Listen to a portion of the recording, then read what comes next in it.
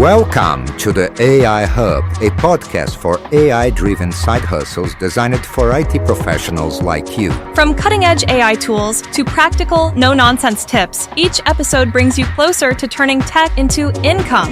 Tune in to discover smart and sustainable ways to boost your career and income with AI. Hey everyone, and welcome back to AI Hub. I'm Larry. And I'm Amanda. And we are so excited to be back with you with another deep dive into the world of AI. Absolutely. It's, it's election week. Yeah. Everyone's glued to the news feeds and watching the vote counts. It's crazy. I know, but you know what? While all that's going on, the AI world has been quietly cooking up some really cool stuff. That's right. And we want to talk about all of that. So Amanda, what do you think? Should we jump into some of the under-the-radar developments that might have slipped past people's feeds this week? Let's do it. Okay, so first up, let's talk about OpenAI. The folks behind ChatGPT, they went and bought chat.com. And get this, they paid an estimated $15 million for it. Wow. Just for the domain name. Yeah, just the domain name. What do you think about that? Is this some kind of power move? A sign of the times? Or just plain crazy? I think it's probably a little bit of all of the above. I mean, $15 million for a URL sounds kind of wild. But when you think about it, OpenAI, they really want ChatGPT to be like the go-to AI for everybody. Yeah. So having that really simple, easy to remember domain name, it just makes sense. It's like back in the .com boom when companies were like fighting over all those cool domain names. Exactly. And it shows you just how important the user experience is becoming in the AI world. Absolutely. It's not just about having the most advanced technology anymore. It's got to be easy to use and accessible for everyone.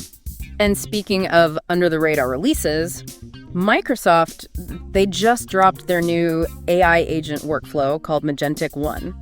And this thing can do it all. It can browse the web, manage files, write code, you name it. It sounds impressive. But the thing that really blew my mind was they actually had it order a shawarma. Like a sandwich. That's pretty funny. What, did it just go online and place an order? Well, they've got these different sub-agents, like a web surfer, a coder, and an executor. Oh, wow. All working together like a little team.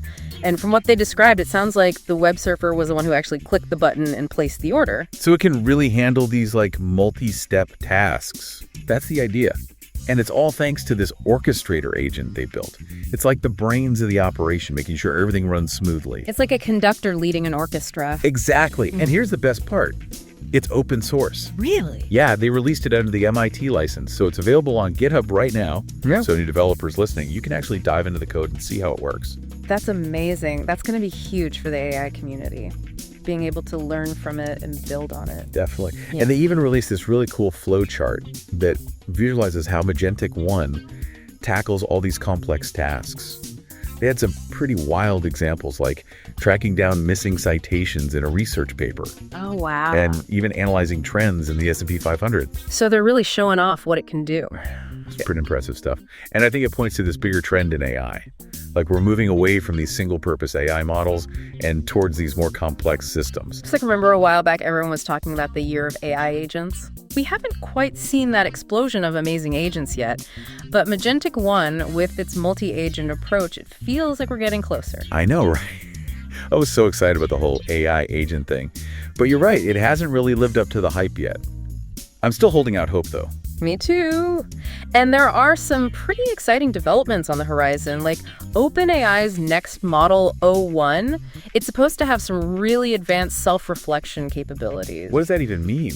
Self-reflection for an AI? So basically, it means that the AI can evaluate its own actions. It can learn from its mistakes and adjust its approach. So it's like it's thinking about its own thinking. In a way, yeah. That's wild. It's a big step towards making AI agents more independent and more reliable. Okay, I'm intrigued. Let's see what happens with that. But for now, I want to shift gears a little bit and talk about something a little more musical. Okay.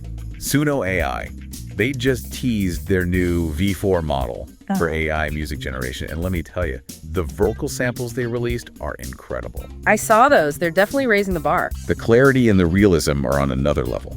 Yeah. And right now, the big players in AI music are Suno and Audio AI. Right. And they both have their strengths.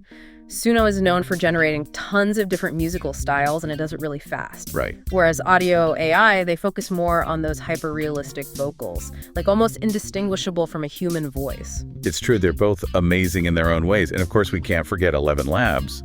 They're supposed to be launching their own music generation platform soon called 11 Labs Music.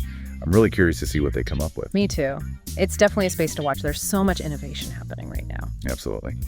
Okay, next up, let's check in on Flux. You know the AI image generation model that's like super precise with text prompts? Yeah, I love Flux. Their new version, Flux 1.1 Pro, is coming out soon, and it's boasting some pretty impressive stats.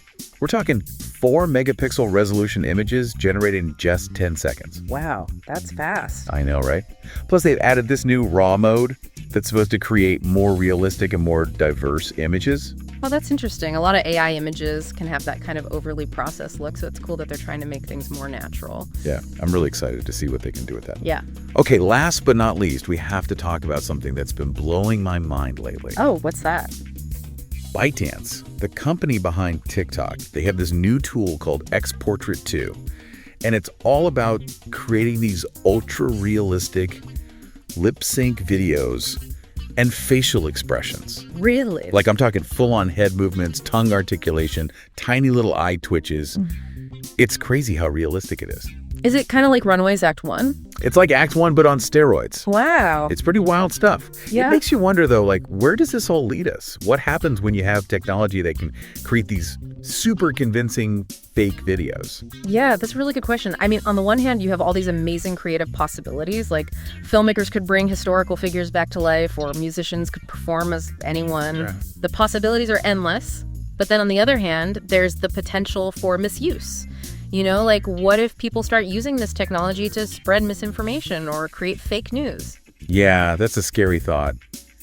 It's definitely something we need to be thinking about, but I think that's a discussion for another day. Agreed. We've covered a lot of ground already, from AI ordering shawarmas to music generation to ultra-realistic videos. It's clear that there's a lot happening beneath the surface of all the big AI headlines. Absolutely. It's an exciting time to be following AI. So what stood out to you the most today, Amanda? Honestly, I think it's this shift towards accessibility that we're seeing. Oh, yeah? Like OpenAI buying chat.com, Microsoft making Magentik One open source. It really feels like the focus is moving beyond just building the technology and more towards making it user-friendly for everyone. I totally agree. And the more accessible these tools become, the more people can experiment with them, understand them, and contribute to the development of AI. And who knows what incredible new applications we'll see as a result. Exactly. That's what makes this field so exciting. It's constantly evolving. And it feels like we're really on the cusp of some major breakthroughs. I can't wait to see what the future holds. But for now, that's all the time we have for this deep dive. Thanks for joining us. We'll see you next time.